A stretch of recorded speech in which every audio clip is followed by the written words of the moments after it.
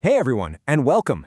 Today, we are completely decoding the mechanics behind Roberta's Gym's 20-minute standing abs workout. We're going to take the raw data of this routine and transform it into a clear map so you can see exactly how it ticks. Let's dive right in.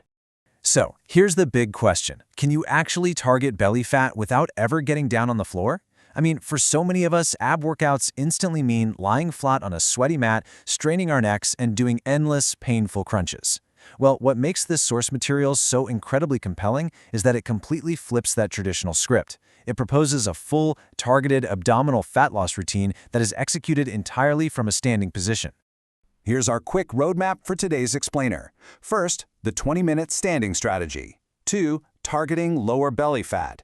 3, tackling upper abdominal fat.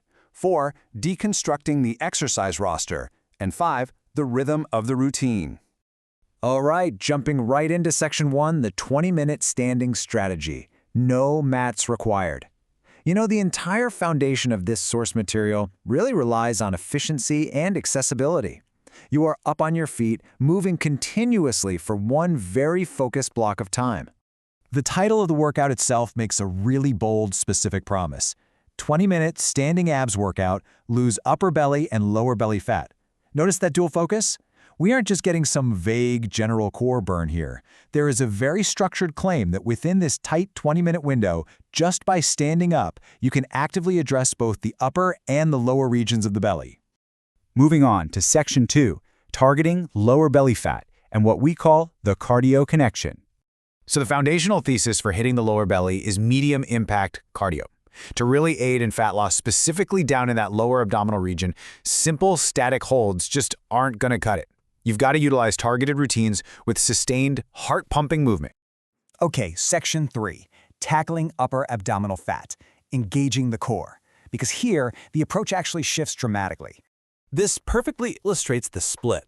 On one side, the lower belly gets that medium impact cardio we just talked about, but for the upper belly, the mandate is completely different. Whole body movements and core exercises are suddenly the star of the show. The creator effectively splits the fat loss strategy right down the middle of the abdomen. Lower equals cardio, upper equals whole body and core focus. Let's look at Section 4, deconstructing the exercise roster. Categorizing the movements, we're going to see how this dual strategy actually plays out in practice. When we organize the massive wall of transcript text, a super clear strategy emerges. On the cardio-focused side, which is designed for that lower belly, we see exercises like butt kicks and high knee jacks, classic medium-impact movements. But over on the whole body and core focus side, designed for the upper belly, we have things like the side lunge windmill and the sumo squat dip. These are complex, multi-joint movements that literally force your core to stabilize your entire body while you're standing. And tackling upper abdominal fat here goes way, way beyond simple standing crunches. We have oblique crunches, sure, but also the ventral lunge, the dynamic rise and fly, lateral arm circles, and even the genuinely grueling static sumo hold. This perfectly aligns with the creator's mandate. To hit the upper belly, you absolutely must engage the entire body in varied, core-stabilizing ways. Finally, Section 5. The rhythm of the routine, decoding the psychological pacing. Because honestly, having the right exercises is only half the battle. Execution is everything. The workout is essentially a fitness Groundhog Day. Step 1, the 5-second warning. Step 2, the execution. And Step 3, rest time. It relentlessly cycles through this 1-2-3 punch over and over again without a single moment of deviation. It all kicks off with a 5-second countdown in 5, 4, 3, 2, 1, go. This acts as a really intense psychological pressure point. It gives you exactly enough time to realize your rest period is over, brace your core, and prepare for the next targeted attack. It completely drives the pacing of every single movement, ensuring that the transition from rest to work is sharp and immediate. Then comes the execution phase, 14. Once that countdown hits go, the routine consistently pushes you to hit a strict 12 to 14 rapid repetitions per interval. It is maximizing the time under tension for every single exercise, whether it's those high knee jacks or those brutal sumo holds, before allowing even a fraction of a second for a break. When you map out the pacing, the execution phase entirely dominates. These are the heavy, demanding blocks. The smaller slice is the highly anticipated rest time, which acts as this brief physical and mental reset before the next 5-second warning fires off.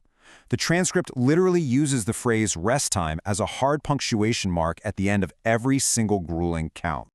Finally, after surviving that relentless loop, the instructor offers this sign-off. You have successfully completed all the exercises. Good job. Please share this video workout. It's a simple, motivational close celebrating the completion of this intense structural loop, followed immediately by a quick call to action to spread the methodology. Which brings us to the end of our explainer today. We've uncovered how Roberta's gym uses targeted cardio for the lower belly, whole body movements for the upper belly, and an incredibly strict pacing structure to tie the whole shebang together. So, I leave you with this final thought to chew on. If structure and pacing truly dictate fitness success, how will you count your next 14 reps?